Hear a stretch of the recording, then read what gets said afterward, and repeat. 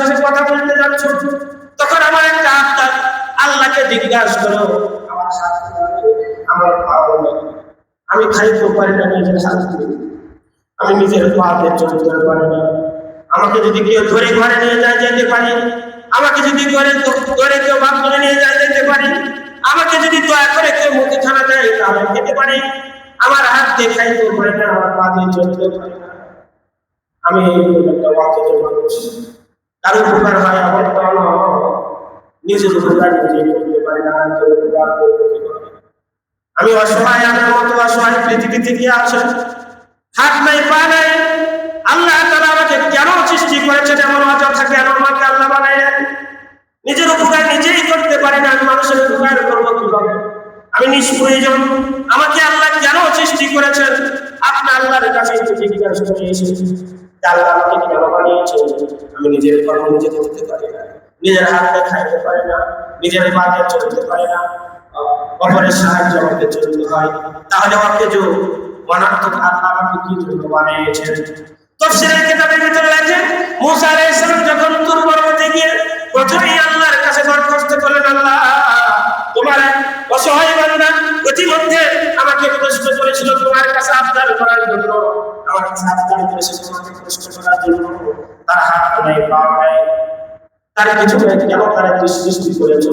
এই জন্য তোমরা নিজেই করতে পারে না, অপরকে কিভাবে প্রদান করবে?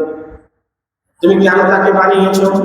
তাফসীরের কিতাবের ভিতরে লেখে, আল্লাহ তখন মুসা আলাইহিস সালামকে বলেছিলেন, আমি পৃথিবীর কোনো কিছু অনর্থক বানাইনি, পৃথিবীর কোনো কিছু আমি অনর্থক বানাই নাই। পৃথিবীর মশা থেকে শুরু করে নেই, পিপিলিকা থেকে শুরু করে নেই, তিমি মাছ পর্যন্ত, হাতি পর্যন্ত সবকিছুই আল্লাহ মানুষের উপকারের জন্য বানিয়েছেন। আমি তাকে কেন অনিরর্থ নিষ্প্রয়োজন তার হাত নাই পা নাই তাকে কেন বানিয়েছেন? তাকে যে বলল আমি জাহান্নাম সৃষ্টি করেছি, জাহান্নামে একটা সিদ্ধ আছে, ওই সিদ্ধটা বন্ধ করার জন্য আমি তাকে হাত পা বেঁধে সৃষ্টি করে দিয়েছি।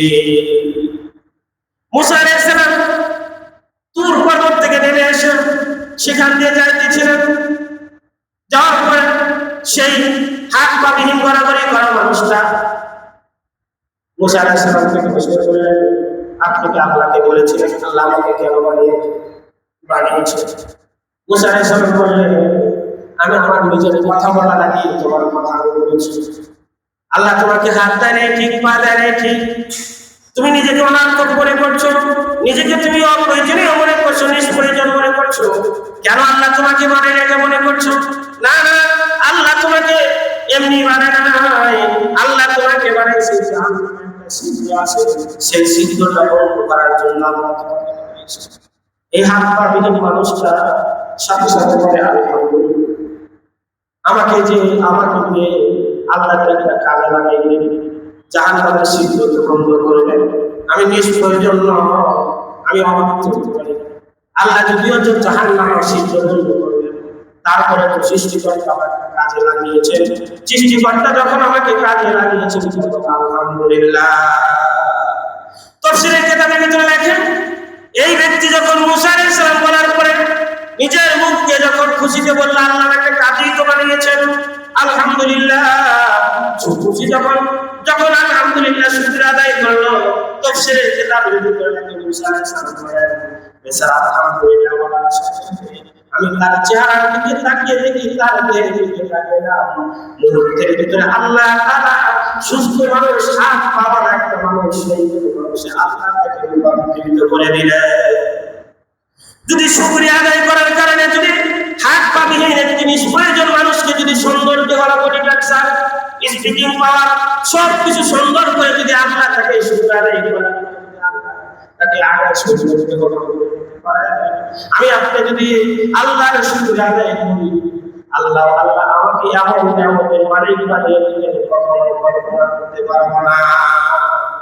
সবচেয়ে বড় হলো আল্লাহ তাআলা, আমি যদি আল্লাহর শুকরিয়া আদায় করি আল্লাহ আমার পিছনে গুনাহ মাফ করে দিবেন, আল্লাহ তাআলা আমাকে জান্নাতের পথিক বানিয়ে দিবেন, আল্লাহ তাআলা আমাকে জান্নাতের মেহমান বানিয়ে দিবেন।